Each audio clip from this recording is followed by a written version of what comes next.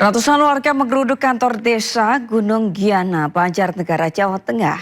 Mereka menuntut seorang kepala dusun dipecat karena diduga mengunjungi rumah bidan tanpa izin.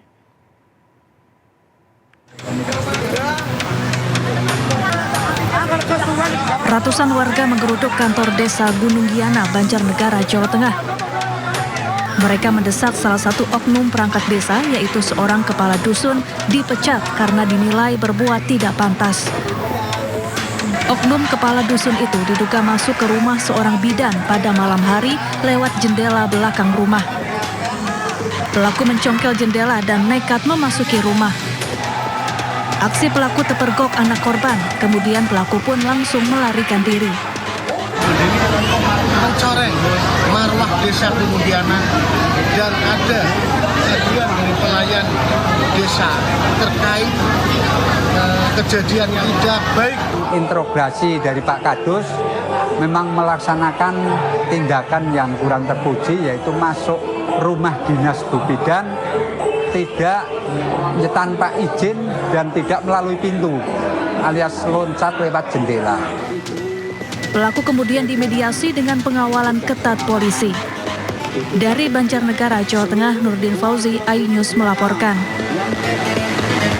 Diduga kepala Satpol PP melecehkan profesi Linmas, puluhan anggota Linmas menggeruduk kantor pemerintah Kota Bekasi. Peserta aksi meminta kepala Satpol PP menarik pernyataannya dan meminta maaf kepada seluruh anggota Linmas.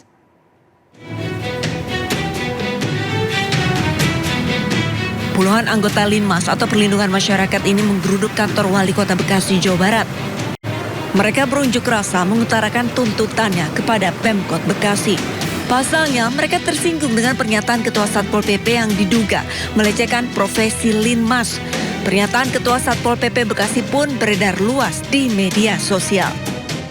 Dengan kemarin yang kita kaji, 2 bulan berarti 2 juta. Sebulan 1 juta. Dan ini udah dinaikinnya 1 juta lebih berarti hitungannya. Tinggal ngolong 1 hari, bekerja 12 jam, dibayar 1 juta. Itu luar biasa. Dalam pernyataan Kasatpol PP menilai Linmas tidak bekerja dalam menjaga lingkungan. Padahal Linmas sudah diusahakan olehnya untuk memiliki gaji sebesar 1 juta rupiah dan memiliki tunjangan beras. Apa yang dikatakan Pak Kasat itu, saya mohon tolong jangan diulangi lagi seperti itu. Ya, dengan istilahnya upah gaji 1 bulan 1 juta, itu pun ya maaf ya buat kami itu kalau buat makan ya nggak cukup lah. Dan beras 1 karung pun dengan nilainya 10 kilo. Jadi saya mohon ya tolong jangan diulangi lagi para pimpinan. Para anggota Linmas pun mendesak agar Kasatpol PP meminta maaf di hadapan publik dan tidak mengulangi ucapannya. Peserta aksi pun meminta para pejabat lainnya menjaga ucapan mereka demi kondusivitas wilayah Kota Bekasi. Dari Bekasi, Jawa Barat, Rahmat Hidayat, iNews melaporkan. Maka evaluasi tahun 2025 menjadi sangat penting. Dan alhamdulillah kami bisa diterima dengan baik, dengan waktu yang cukup. Saya didampingi Pak Wamen, Pak Sekjen, seluruh Dirjen, dan Eselon 2 yang memiliki tanggung jawab dalam pengadaan barang dan jasa.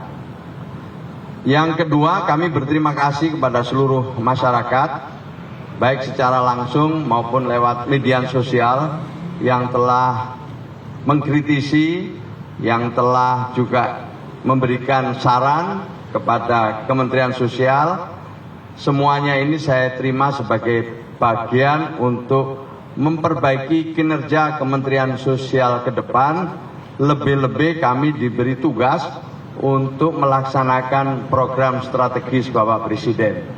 Saya dan Pak Wamen telah berkomitmen agar program-program secara keseluruhan di Kementerian Sosial, khususnya juga tentu program strategis Bapak Presiden dalam hal penyelenggaraan sekolah rakyat, tidak ingin dikotori dengan praktek-praktek korupsi, praktek-praktek yang tidak terpuji.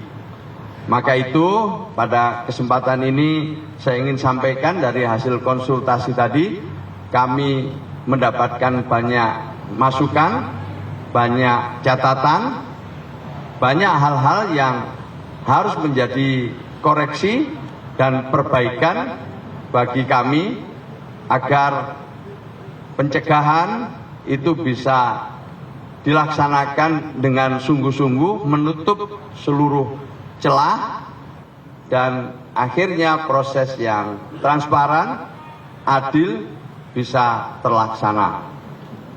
Ada beberapa poin penting yang saya sampaikan secara jujur, bahwa sampai hari ini dalam catatan LKPP ya, kami masih di peringkat ke 167 dalam pengadaan barang dan jasa dari 600 lebih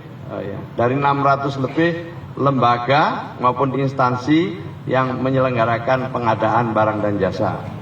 Yang kedua, memang kami belum memiliki sumber daya yang cukup ya untuk bisa melaksanakan pengadaan barang dan jasa yang kemungkinan ke depan anggarannya akan semakin besar. Mungkin untuk tahun lalu dan tahun sekarang kami masih bisa mengawal ini dengan komitmen tinggi, tetapi karena anggaran makin tahun makin meningkat dan peningkatannya bisa jadi makin tajam, untuk itu kami telah meminta nasihat tadi. Di antaranya adalah kami meminta apakah mungkin jika Kementerian Sosial dalam pengadaan barang dan jasa itu dilakukan oleh instansi lain lewat agen-agen pengadaan yang dimungkinkan oleh undang-undang. Nah, ini baru berupa semacam gagasan kami untuk minta nasihat dari KPK lebih lanjut. Yang terakhir, catatan kami sungguh-sungguh menunggu hasil evaluasi yang nanti akan dilakukan oleh KPK yang masih memerlukan beberapa waktu ke depan, dan hasil evaluasi, hasil monitoring yang dilakukan oleh KPK akan kami jadikan pedoman untuk untuk memperbaiki kinerja kami di masa yang akan datang. Ini saya kira yang ingin saya sampaikan. Selebihnya kami kembalikan kepada Pak Ibnu.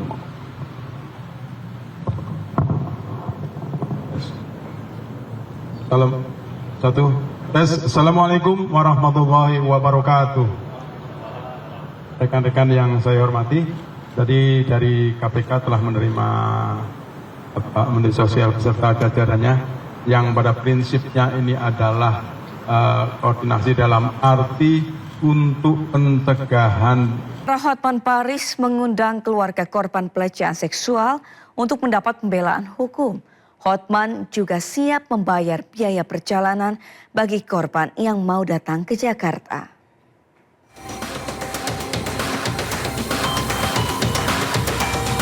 Pengacara kondang Hotman Paris Hutapea mengundang secara resmi dan terbuka bagi para korban pelecehan seksual yang terjadi di Pondok Pesantren Dolokusumo, Kabupaten Pati, Jawa Tengah untuk berani bersuara. Hotman juga berjanji untuk memberi pengawalan hukum serta jaminan keamanan dan keselamatan korban. Jadi dari pengakuan sementara dari Sineng ini, dia masih di bawah umur. Sudah hampir 3 tahun dia di situ, ya selalu dimintain tidur sama si laki itu. Saya nggak mau cerita detail tentang apakah sudah ada sampai sejauh mana, tapi yang jelas menurut pengakuannya, dan kalau dia berhalangan, cewek lain yang gantikan. Dalam konferensi pers yang digelar oleh Hotman Paris, salah satu saksi mata mengatakan jika santriwati yang menjadi korban pelecehan rata-rata berumur setingkat sekolah menengah atas. Saksi juga mengungkap bahwa setiap korban yang sudah digauli akan diminta putus hubungan dengan orang tuanya dan menjadi anak dari pelaku. Itu rata-rata di bawah 17 atau di bawah 18? Umurnya SMA. SMA semua berarti di bawah 18. Iya.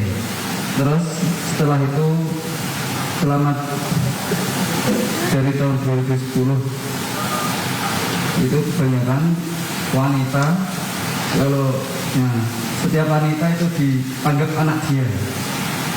Lalu diputus hubungan dari orang tuanya, dijadikan anak dia.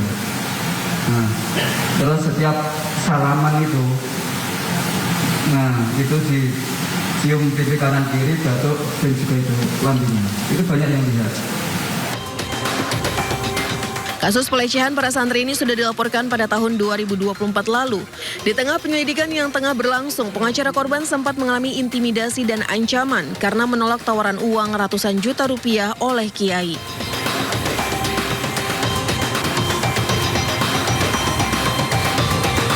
Intimidasi juga terjadi pada korban dan keluarganya. Salah satu ayah dari korban mengaku semenjak dirinya melaporkan pelaku ke pihak berwajib, keluarga pelaku kerap melakukan intimidasi dan ancaman. Di saat ada warganya meninggal karena tidak mampu membeli sepatu, Gubernur Kalimantan Timur Rudy Masud disorot bergaya hedon hingga terancam dicopot. 6 fraksi di DPRD setuju hak angket.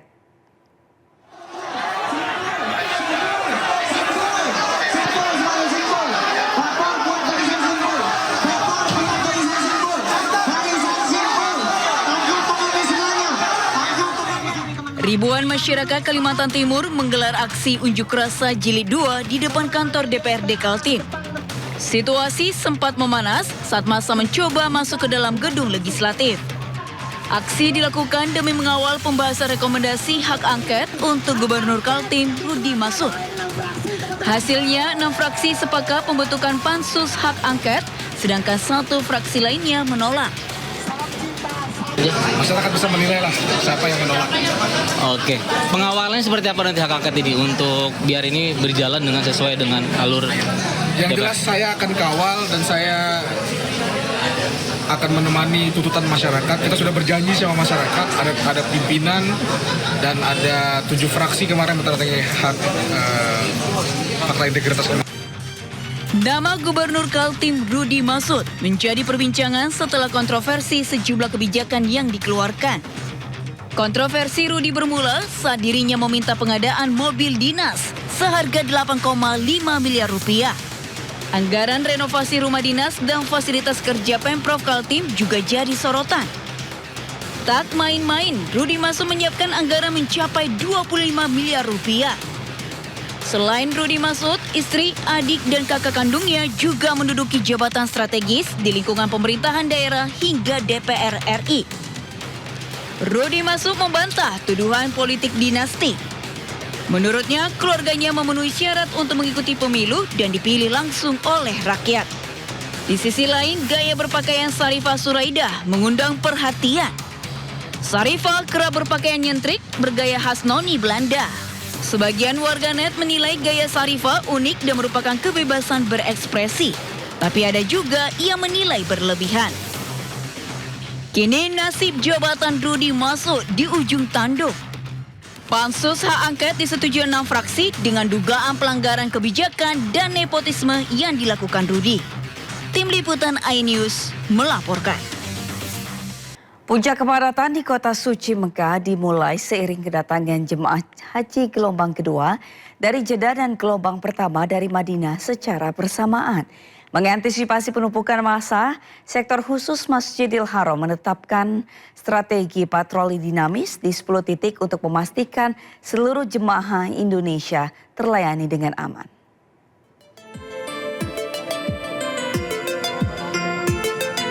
Kamis 7 Mei menjadi titik awal pergerakan jemaah calon haji gelombang kedua dari tanah air menuju Bandara King Abdul Aziz Jeddah. Para tamu awal ini mendarat dengan kondisi mengenakan kain ihram dan langsung mengambil mikot untuk bergerak menuju Mekah.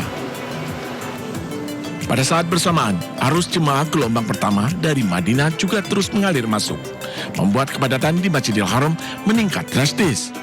Merespon kondisi ini, petugas penyelenggara ibadah haji dari sektor khusus Masjidil Haram langsung mengaktifkan status siaga penuh dengan mengevaluasi seluruh standar operasional prosedur di lapangan. Pelayanan kita di Masjidil Haram ini kita laksanakan evaluasi, kita laksanakan perbaikan, kita laksanakan SOP yang ada dengan sebaik-baiknya, kekurangan demi kekurangan kita adakan perbaikan sehingga akan memberikan kesiapan kita dalam melayani jemaah haji yang nantinya kedatangan gelombang 2 ke Mekah ke Masjidil Haram ini untuk melaksanakan ibadah, sehingga kami bisa melaksanakan pelayanan kepada seluruh jemaah haji, baik gelombang 1 yang sudah didorong dari kota Madinah dan gelombang 2 yang baru datang dari tanah air, Mas. Sektor khusus Masjidil Haram membagi kekuatan menjadi 10 pos penjagaan yang tersebar di titik-titik strategis. Namun, pergerakan petugas diwajibkan bersifat sangat dinamis, mengingat aparat keamanan Arab Saudi atau Askar melarang keras adanya kerumunan statis di area masjid. Melalui patroli dinamis ini, petugas lebih mudah menyisir dan menemukan jemaah yang kelelahan atau tersesat jauh dari rombongannya. Jemaah diimbau untuk tidak ragu meminta pertolongan kepada petugas Indonesia berseragam resmi yang terus bergerak mengawal mereka selama 24 jam non-stop. Dari Mekah, Arab Saudi, Ike Kusuma, iNews melaporkan. Pemirsa, pasangan suami istri penjual PY asal Purwokerto, Kabupaten Banyumas, Jawa Tengah membuktikan bahwa keterbatasan ekonomi bukan halangan untuk berhaji. Menabung Rp5.000 sehari selama bertahun-tahun, pasangan ini akhirnya berangkat haji pada tahun ini.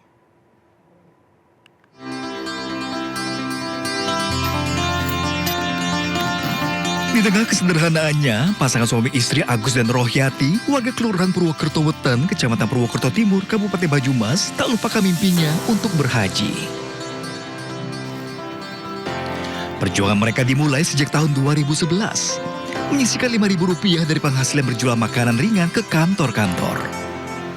Mereka juga harus membiayai 3 anak yang masih sekolah, namun tekad untuk berangkat haji tak pernah surut. Hingga akhirnya ia belajar membuat PY dan mulai berjual di pasar untuk menambah penghasilan. Meski dalam jumlah kecil, sejak mendaftar haji pada tahun 2012, pasangan ini harus menunggu antrian 14 tahun. Sangat nabungnya sehari dulu 5.000-an lah. Kan daripada ini kemana-mana gitu. Baiklah, Bapak kan nabung aja, nabung nanti buat ke itu aja.